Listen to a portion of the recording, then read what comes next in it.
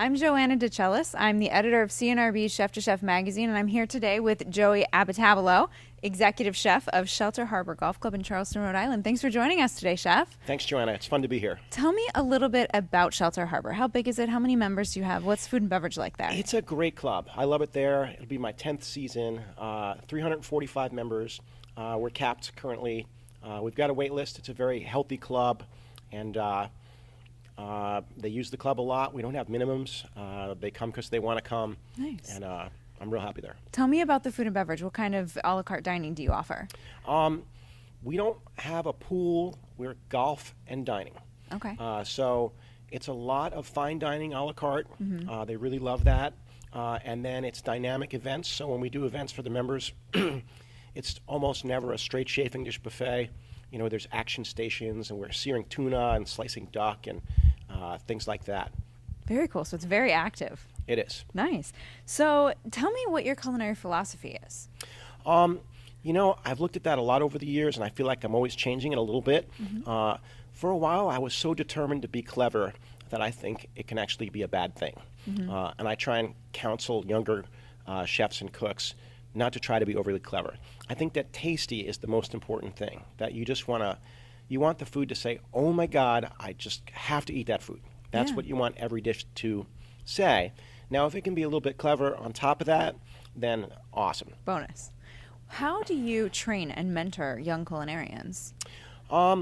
We are fortunate in that we retain a lot of our employees, even though we're seasonal.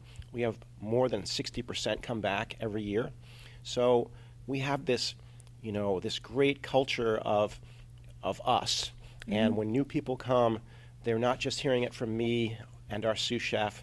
You know, they hear things from everybody, and they very quickly become one of us, or else some fail, and you realize that this person Isn't one of you. you. Isn't one of us. Yeah.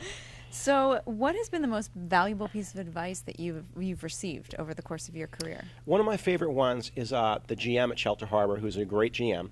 I had a great first season, and things went well, and I had some real home run dishes.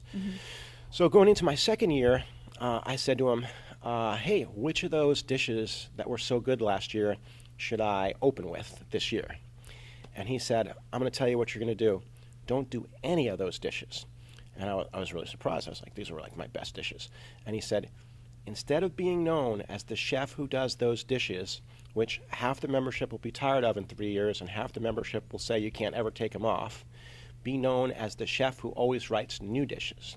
And that's what we've done. We just try to not solid duplicate advice. dishes. Yeah. So how do you hope to evolve then? You know, are you constantly writing these new menus, or what's the path now? We do, when you ask a question like how do we evolve, I feel like we're just always evolving. Like every week or two we're trying to, you know, change.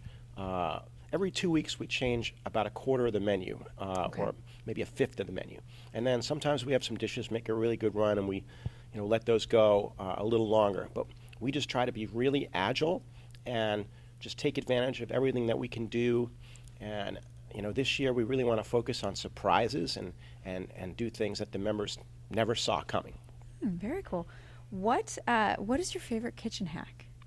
You know, I can't really think of one. You know, sometimes I think the ideas are really cool for a little while, then I'm like, it's just another idea. But one thing is, I really like how you can do things forwards and you can do them backwards.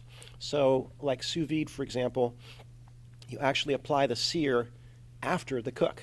You know, in your whole career you learned how to sear things first and then cook things. Yeah. And after I started doing that with sous vide, you know, 5 years ago, I started to realize that a lot of processes can be reversed, and you get interesting results out of that. Very cool. Very cool. Well, thank you so much for joining us today, Chef. I really appreciate it. Thanks so much. It's good to be here.